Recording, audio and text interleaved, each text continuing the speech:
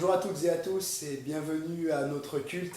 Très heureux de nous retrouver ce matin pour passer encore un temps dans la présence de Dieu, à louer, adorer notre Sauveur.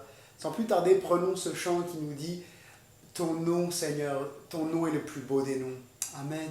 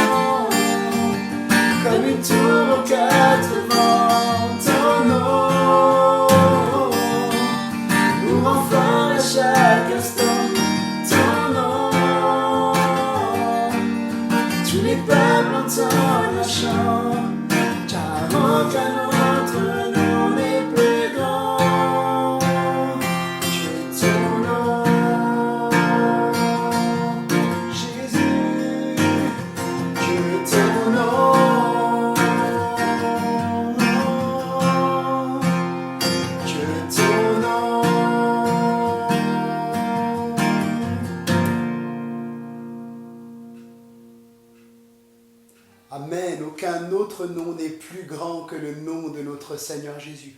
Prenons ce chant et louons le Seigneur malgré les tempêtes que nous pouvons traverser, parfois les difficultés qui viennent surgir dans nos vies. Eh bien, nous voulons dire, Seigneur, abrite-moi. Tu es celui qui est avec moi dans les tempêtes. Je ne crains rien parce que tu es là. Amen.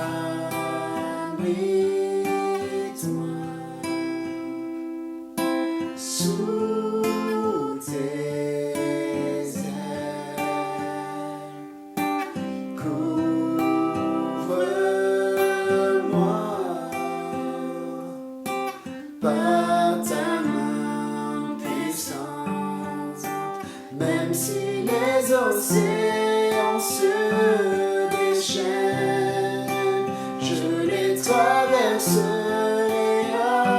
avec toi. Père, tu domines les tempêtes, je suis tranquille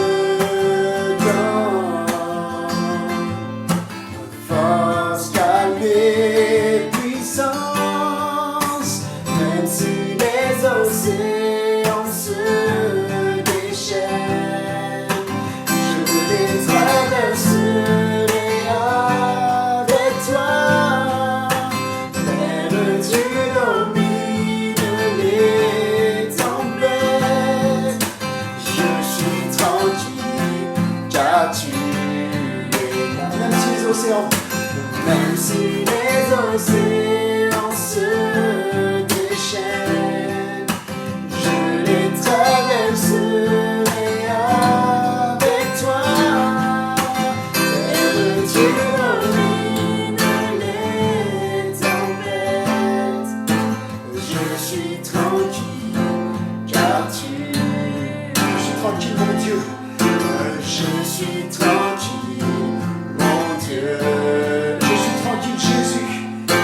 Je suis tranquille, Jésus est là.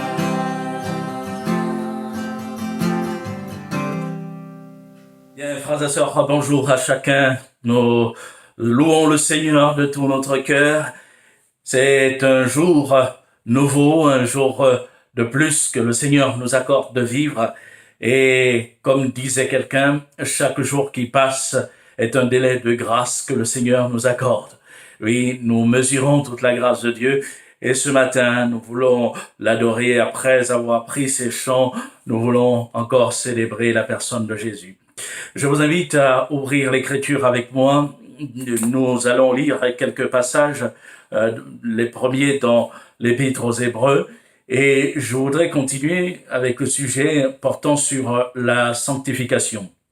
Nous avions la dernière fois que nous parlions sur ce thème posé que nous devons aimer la sainteté parce que le Seigneur revient chercher son Église. Et en quelques points, nous relevions cette attente qui pour nous remplit nos cœurs de joie. L'apôtre Paul va parler d'une épouse. Il se sert de cette image pour montrer que de la même manière qu'une épouse qui a attendu le jour des noces est là dans la joie de pouvoir être introduite dans la maison d'une manière officielle par l'époux. De même, l'Église qui est dans l'attente du retour de Christ est là portée vers son Seigneur en vue du jour de l'enlèvement, du jour des noces. Mais alors qu'elle est sur la terre, elle se prépare, elle se sanctifie et donc elle se tient prête pour le grand départ. Aujourd'hui, je voulais parler des moyens que le Seigneur Jésus a choisis, qu'il met en œuvre afin de sanctifier son Église. Le premier moyen que j'ai trouvé dans l'Écriture et sans lequel la sanctification ne peut pas être possible pour l'Église est le sacrifice de Christ, le sang versé par Jésus. Dans Hébreux chapitre 10, le verset 14, mais nous pourrons lire à partir du verset 13, et il est dit de Jésus ceci: il attend désormais que ses ennemis soient devenus son marchepied, car par une seule offrande, il a amené à la perfection pour toujours ceux qui sont sanctifiés. Et je relève, par une seule offrande, il a amené à la perfection pour toujours ceux qui sont sanctifiés. Et dans le même livre, Hébreux chapitre 13, verset 12, on relève toujours cet aspect de la sanctification par le sacrifice de Jésus. Il est dit ceci: c'est pour cela que Jésus aussi, afin de sanctifier le peuple par son propre sang, a souffert hors de la porte. Sortons donc pour aller à lui hors du camp en portant son opprobre. Donc Jésus, pour sanctifier le peuple, a souffert hors de la porte, c'est-à-dire hors de la ville de Jérusalem. Ces deux passages que nous avons lus posent que la sanctification n'est possible que par l'action du sacrifice de Jésus, du sang qu'il a versé en faveur des pécheurs. Avant de revenir sur les passages et notamment sur le premier texte, j'aimerais faire un rappel en partant de la création. Pourquoi parler de sanctification? Pourquoi parler de purification? Il faut revenir au commencement de toutes choses. Quand Dieu a créé l'homme et l'a placé dans le jardin d'Éden, Dieu l'a érigé toute chose, dressé un jardin agréable pour la vie de l'homme, et tout était bien mis en place pour le bonheur de l'être humain. Et Dieu a donné cet ordre à Adam. Dans Genèse chapitre 2 verset 16, nous lisons: « Tu pourras manger du fruit des arbres du jardin, mais tu ne mangeras pas du fruit de l'arbre de la connaissance du bien et du mal. Car le jour où tu en mangeras, tu mourras. » Et dans certaines versions, il est précisé: « Tu mourras certainement. Tu mourras sûrement. » Dieu a donc posé clairement que la désobéissance de l'homme aurait des effets dramatiques pour sa destinée, son avenir. Et dans ce passage, nous pouvons relever que le péché a donc des conséquences. Et ici, j'aimerais souligner deux conséquences. Sur la base de ce dernier texte, on relève que le péché, la désobéissance à la loi de Dieu, au commandement de Dieu, engendre la mort. Quand un homme pêche, il doit connaître la mort. Adam et Ève ont péché, ils ont désobéi à Dieu, ils ont donc transgressé le commandement de Dieu, et la conséquence en a été la mort. Ils ont aussi connu la mort. Tous, autant que nous sommes, descendons d'Adam et Ève. Ceux de nos aïeux qui nous ont précédés ont été également issus d'un seul homme et d'une seule femme. Et donc tout le genre humain a hérité d'Adam et de Ève cette nature rebelle, cette nature insoumise à la loi de Dieu, à la personne de Dieu, donc cette nature pécheresse. Et de la même manière qu'Adam et Ève se sont entendus dire si tu transgresses la loi, tu mourras. De même, toute personne qui pêche connaît cette réalité de la mort. D'ailleurs, la Bible le pose bien dans le Nouveau Testament, Romains chapitre 5, verset 12, il est dit ceci, je lis dans la version second 21, « C'est pourquoi, de même que par un seul homme le péché est entré dans le monde, et par le péché la mort, de même la mort a atteint tous les hommes, parce que tous ont péché. » Le péché engendre la mort, tous les hommes connaissent la mort parce qu'ils ont péché. Or, l'étape de la mort fait rentrer l'homme dans l'éternité. Et l'homme qui meurt dans son état de péché se trouve donc privé d'un accès, de l'accès au ciel. Il ne peut pas aller au contact du Dieu qui est saint, parce qu'il se trouve là souillé, son âme, son esprit est souillé par le péché. Et on peut donc, sur la base du passage que nous avons lu, poser aussi que le péché conduit à une séparation éternelle d'avec Dieu. C'est la première conséquence du péché, la mort. Et on ne peut pas parler de sainteté quand on est encore là en proie au péché. Et donc celui qui demeure dans son péché, qui meurt dans son péché, se trouve dans un état de souillure, et ce pour l'éternité. Mais il est intéressant aussi de poser que l'Écriture nous montre que cette séparation engendrée par le péché ne s'applique pas seulement à l'étape de la mort, au stade de la mort. C'est-à-dire que le péché a des effets immédiats dans la vie de celui qui s'y livre. Et la Bible pose que le péché entraîne aussi une séparation sur le moment, une séparation immédiate entre Dieu le Créateur qui est saint et l'homme qui devient alors souillé. La séparation n'est pas seulement à venir. Ne concerne pas seulement l'au-delà, l'éternité. La séparation entre le pécheur et Dieu, elle tient au moment même où l'homme est en proie à cette réalité du péché. Dans le livre du prophète Ésaïe, un texte que nous reprenons bien souvent dans nos réunions et partages bibliques, au chapitre 59, versets 1 à 2, Dieu dit par la bouche du prophète ceci: « Non, la main de l'Éternel n'est pas trop courte pour sauver, ni son oreille trop dure pour entendre. Mais ce sont vos crimes. » Une autre version dit vos fautes, qui mettent une séparation entre vous et votre Dieu.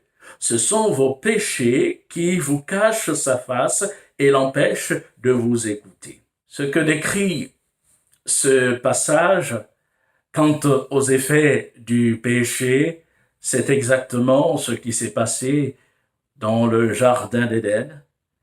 Après avoir péché, Adam et Ève ont fui pour se cacher, est-il dit, loin de la face de l'Éternel Dieu. Genèse chapitre 3, verset 8.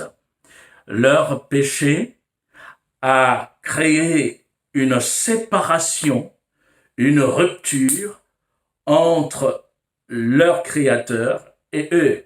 Et cela a occasionné un éloignement d'eux-mêmes. Et on comprend que ce n'est pas Dieu qui prive l'homme de sa présence. Ce n'est pas Dieu en soi qui rejette l'homme, qui va se tenir, lui, à l'écart. Mais c'est l'homme, par sa propre démarche, son propre péché, qui s'éloigne de Dieu, qui coupe la relation entre lui et son Créateur, et qui va se trouver ainsi lui-même privé de la présence de Dieu, de la grâce de Dieu. Ce qui s'est passé pour Adam et Ève, pour le peuple d'Israël, tel que le prophète Ésaïe le décrit, s'applique également à tous les hommes. Tout à l'heure, nous disions que du fait du péché qui est rentré dans la vie de l'homme, de l'humanité tout entière, tous les hommes ont connu la mort. Et c'est encore une réalité aujourd'hui. Nous pleurons des proches qui nous quittent, tout simplement parce que Dieu a dit tu es poussière et tu retourneras dans la poussière. Donc c'est une réalité qu'on ne peut pas ignorer aujourd'hui. Et de la même manière que la Bible va poser ce fait de la séparation par le péché, séparation immédiate pour Israël, pour Adam et Ève, de même, cette réalité va s'appliquer à chacun d'entre nous aujourd'hui. La Bible dit dans Romains chapitre 3, verset 23, « Car tous ont péché et sont privés de la gloire de Dieu. » Tous ont péché et connaissent la mort, tous ont péché et ils sont privés de la gloire de Dieu, privés d'accès à Dieu, tout simplement parce que le péché, l'iniquité va mettre une séparation entre nous et notre Créateur. Voilà pourquoi l'Écriture va poser que pour revenir à Dieu, il faut que l'obstacle soit ôté. On ne peut donc pas envisager de sanctification sans que le problème majeur qui a constitué une séparation entre Dieu et ses créatures soit là résolu, soit ôté.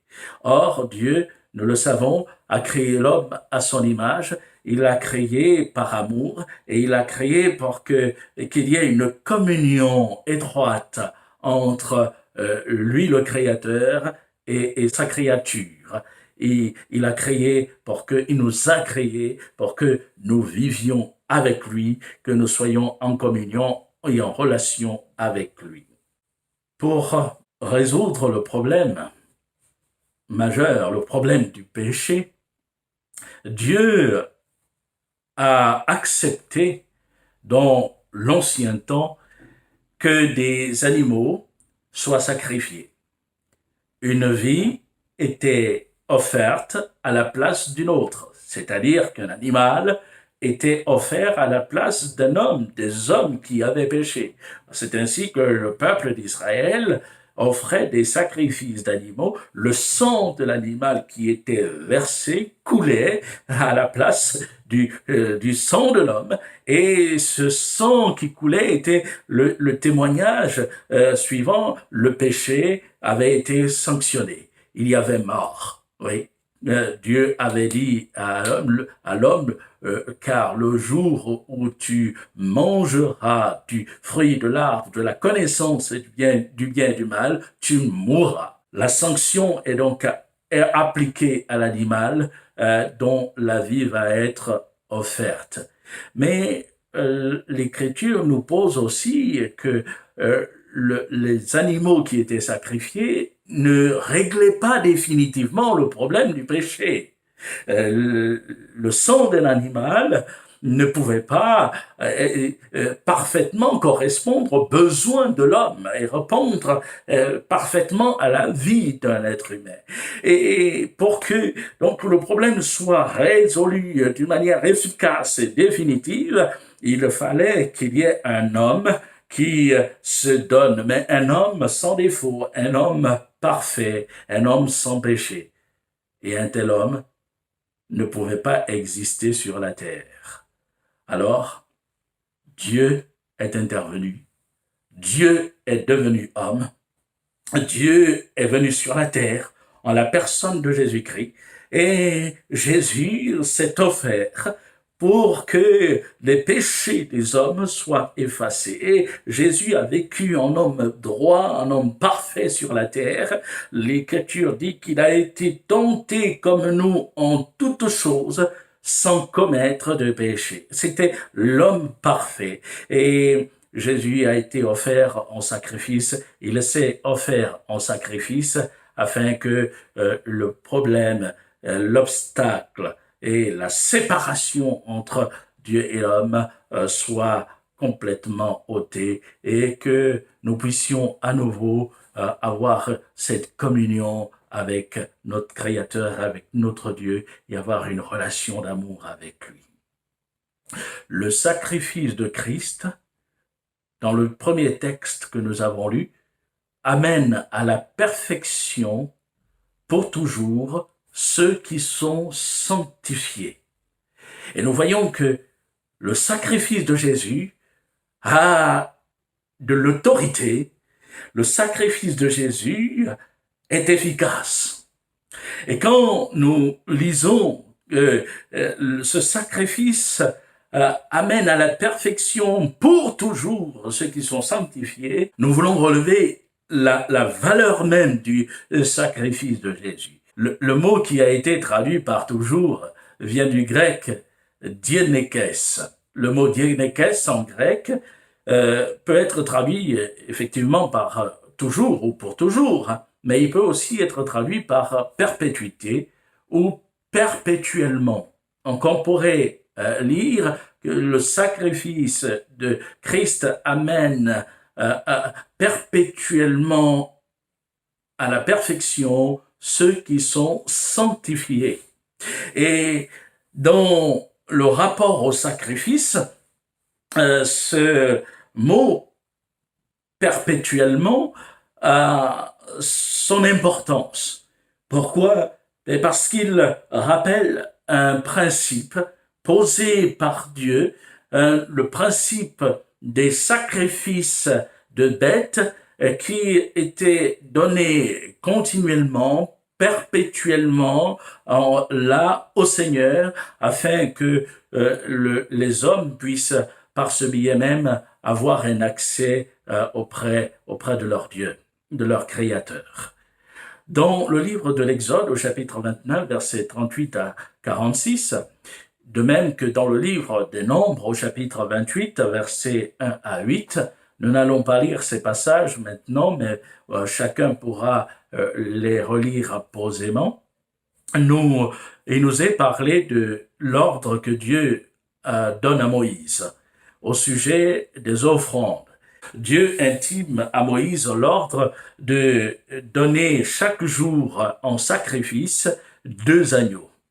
Un agneau offert le matin, dans les cours de 9 heures, et un agneau offert entre les 2 soirs, c'est-à-dire vers 15 heures de l'après-midi, lorsque le soleil commence à décliner, donc la plage horaire où le soleil décline et jusqu'à son coucher. Et donc on relève que c'est exactement ces plages horaires qui vont marquer le sacrifice de Jésus. Jésus a été crucifié à 9 heures, à la 3e heure du lever du jour, donc à 9 heures du matin, et Jésus est mort à la 9e heure, donc Jésus est mort à 15 heures l'après-midi. Alors, en fait, ce qui était déjà là posé par le sacrifice des agneaux et renvoyait directement à l'œuvre que Christ allait accomplir. Et je note que ce sacrifice devait être journalier. Et c'est bien ce que l'auteur de l'épître aux Hébreux pose lorsqu'il vient à parler du sacrifice de Christ qui amène à la perfection ceux qui sont sanctifiés. Car si nous lisons à partir du verset 11 de ce même texte, Hébreux chapitre 10, verset 11, et nous pouvons relever ceci, il est écrit, « Et tandis que tout sacrificateur fait chaque jour le service et offre souvent les mêmes sacrifices qui ne peuvent jamais ôter les péchés, lui, après avoir offert un seul sacrifice pour les péchés, s'est assis pour toujours à la droite de Dieu.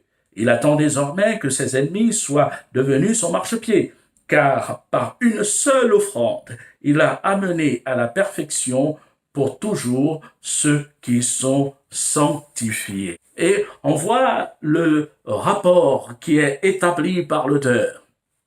Il y avait dans l'Ancienne Alliance des sacrifices journaliers. Un agneau devait être sacrifié dans les cours de 9 heures et un autre agneau devait être sacrifié dans les cours de 15 heures. Et ces sacrifices, nous est-il dit, n'ôtaient pas le péché. Oui, une bête ne pouvait pas absoudre complètement le péché des hommes. Mais il y a eu l'homme parfait, Jésus. Jésus qui a été présenté par le prophète Jean-Baptiste comme étant l'agneau de Dieu. Voici l'agneau de Dieu qui ôte le péché du monde. L'évangile de Jean, chapitre 1, verset 29. Oui, Jésus est venu ôter le péché. Et c'est l'agneau parfait. Et son sacrifice accomplit parfaitement les exigences de la loi de Dieu afin d'amener l'homme au pardon véritable et ainsi à pouvoir se présenter à nouveau devant le Seigneur. Donc il y avait les sacrifices journaliers et nous voyons que ces sacrifices journaliers trouvent leur parfait accomplissement dans le sacrifice que Jésus a offert. En fait, ce que nous voulons souligner de l'enseignement qui nous est apporté, c'est que nous n'avons plus besoin aujourd'hui d'offrir un sacrifice chaque jour. Le seul sacrifice accompli par Jésus marque nos vies au quotidien, notre marche au quotidien avec le Seigneur. Le seul sacrifice accompli par Jésus est suffisant pour nous amener à avoir une communion parfaite avec le Seigneur et nous amener à nous approcher chaque jour de la personne de notre Dieu. Oui, l'obstacle, comme on disait tout à l'heure, qui qui a pris place dans la vie de l'homme et qui a dressé une séparation dès le jardin d'Éden a été là renversé, il a été ôté. Si il est question de sacrifice journalier, nous voulons noter que dans ce même passage que nous avons lu, l'auteur de l'Épître aux Hébreux va parler de sacrifices annuels. Il va mentionner que les sacrificateurs aussi présentaient des sacrifices chaque année. Et on le trouve au verset 1er du chapitre 10. Il dit, « En effet, la loi qui possède une ombre des biens à venir et non l'exacte représentation des choses ne peut jamais, par les mêmes sacrifices qu'on offre perpétuellement chaque année, amener les assistants à la perfection. » Et lorsque l'auteur parle de même sacrifice qu'on offre perpétuellement chaque année, il fait ici référence au jour du grand pardon, où le sacrificateur ne pouvait accéder dans le lieu très saint qu'une fois dans l'année, une seule fois, et donc une fois le sacrifice pour le pardon du peuple tout entier était posé chaque année. Le sacrificateur offrait un taureau pour lui-même et pour les siens, et il offrait des boucs pour le peuple, et le sang des boucs était là pour la purification de l'ensemble du peuple. Mais il est posé que ces sacrifices ne suffisaient pas à permettre au peuple d'être complètement débarrassé du problème du péché. Et le fait de renouveler ces sacrifices indiquait par là même qu'ils étaient inefficaces et qu'ils ne pouvaient pas régler définitivement le problème du péché. Et l'auteur de l'Épître aux Hébreux va poser que la perfection qui ne pouvait pas être le partage du peuple par ces sacrifices, elle est aujourd'hui rendue possible au peuple et à tous les hommes qui viennent à Jésus-Christ, qui croient en Jésus-Christ par l'unique sacrifice qu'il a offert. Dans la première épître de Jean, au chapitre 3, verset 5, l'apôtre Jean va dire ceci, « Or, vous savez, vous-même, bien, vous le savez, Jésus a paru pour ôter les péchés, et il n'y a point en lui de péché. Jésus a paru, le Fils de Dieu est venu sur la terre pour ôter les péchés, et il n'y a point en lui de péché. » Donc, par Jésus-Christ, Dieu a définitivement réglé le problème qui était là, une séparation entre lui et les hommes, et de nouveau, la communion est rendue possible, le contact peut être établi entre notre Créateur et nous-mêmes, entre nous et notre Créateur. Dorénavant, la sanctification est le partage de ceux qui se réclament du Seigneur. Il est important, lorsque nous considérons ces choses, de relever que l'œuvre de Christ est une œuvre certes accomplie il y a bientôt 2000 ans, mais c'est une œuvre qui a une portée éternelle. Nous avons parlé des sacrifices perpétuels qui étaient là renouvelés chaque jour, donc des sacrifices quotidiens. Nous avons parlé des sacrifices annuels. Et il y avait là ce renouvellement pour les animaux qui étaient offerts. Mais pour le sacrifice de Christ, un seul acte est suffisant. Et nous pouvons rentrer dans cette communion. Et comme je disais tout à l'heure, la communion est rendue possible chaque jour par l'œuvre de Christ. En un mot, nous n'avons plus à attendre que une bête soit offerte, mais nous pouvons nous approcher librement par le sang de Jésus qui a coulé et revenir au Seigneur de tout notre cœur. Quand nous lisons ce passage et prenons connaissance de cet enseignement, Nous ne voulons pas considérer tout ce qui est dit, le message, simplement dans un cadre général, mais nous voulons le ramener à une application personnelle.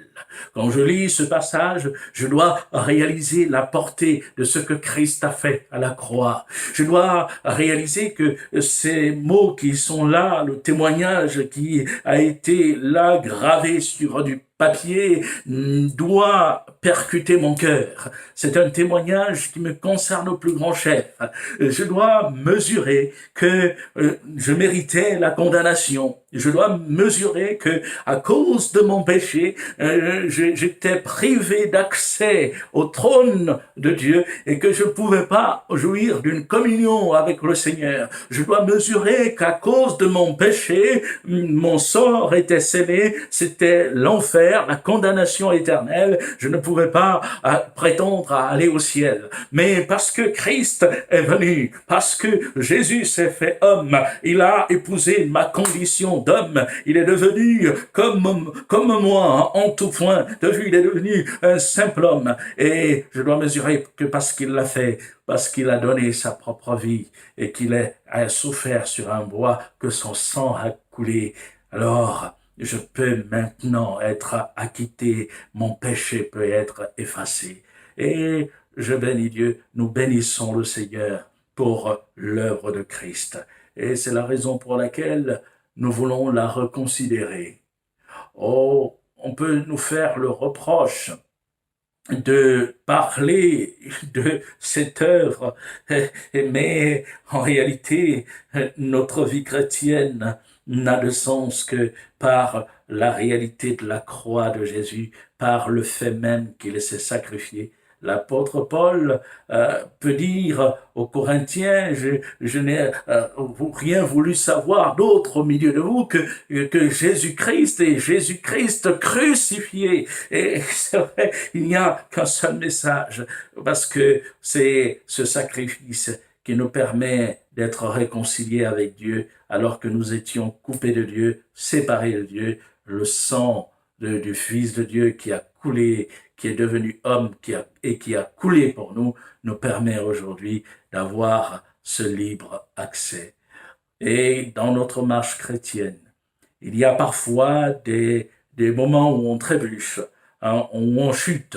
Et quand cela arrive, nous devons nous relever et regarder à la croix de Jésus. Revenir au pied de la croix, demander pardon au Seigneur et là, laisser l'action du sacrifice de Christ faire son œuvre dans notre vie et saisir ce pardon. Et je voudrais aussi m'adresser à ceux peut-être qui se sont détournés du Seigneur, qui ont abandonné le Seigneur pour certains pendant plusieurs années. Et je voudrais ici, s'ils m'entendent, s'ils écoutent ce message, les ramener encore à la réalité de la croix. Vous pouvez revenir au pied de la croix. Vous pouvez demander pardon pour vos péchés et vous relever parce que le sacrifice de Jésus est suffisant pour amener le pécheur à Dieu. Et il suffit de l'intégrer de tout son cœur et ainsi de considérer la grâce que Christ nous accorde à la croix. Oui, merci au Seigneur. Nous voulons l'adorer. Donc, nous arrêterons là pour aujourd'hui. Nous avons posé que Christ nous sanctifie par son sang. Sans effusion de sang, il ne peut y avoir de pardon de péché et il a fallu qu'un homme parfait paye pour tous les hommes pécheurs. Et cet homme n'existait pas sur la terre et il est descendu d'en haut. Et Dieu est descendu du ciel, il est venu en homme sur la terre et il a payé le prix qui nous permet aujourd'hui de rétablir la communion et aussi d'avoir accès à la présence bénie de Dieu et d'avoir la vie éternelle. Que l'œuvre de la croix puisse marquer notre quotidien, que ce soit pour nous le sacrifice journalier, la réalité de la purification au quotidien, mais que ce soit aussi dans chaque période de notre vie, cette œuvre qui ponctue notre marche avec le Seigneur et qui nous permet de considérer sans cesse la grandeur du salut, du plan du salut et de la rédemption qui est en Jésus-Christ. Que le nom du Seigneur soit béni. Louons le Seigneur encore ensemble, bien-aimés, ce matin. Adorons-le de tout notre cœur. Remercions Jésus pour ce qu'il a fait pour nous. Nous te louons, Seigneur. Nous t'adorons parce que ton œuvre est suffisante. Nous te louons et te bénissons parce que, alors que nous étions condamnés, alors que nous étions séparés, privés d'accès, Seigneur, par nos propres péchés, Seigneur, tu es venu et tu t'es fait homme. Nous louons ton nom de ce que tu as payé de ta propre vie, le prix de notre rachat. Seigneur, nous bénissons ton nom parce que le sang qui a coulé à Golgotha est suffisant pour ôter notre péché, expier notre péché et nous donner aujourd'hui d'avoir l'assurance d'être aimé de Dieu et de marcher avec Dieu. Seigneur, sois loué, sois béni. Maintenant, Seigneur, nous voulons te prier que la réalité de Golgotha soit sans cesse renouvelée dans nos cœurs par l'action du Saint-Esprit. Oui, que nos cœurs soient marqués par l'évidence de la vie que tu as accordée à Golgotha. Seigneur, nous te bénissons, nous te louons et nous t'adorons. Nous élevons la personne du Sauveur, la personne de Jésus. Sois béni. Amen.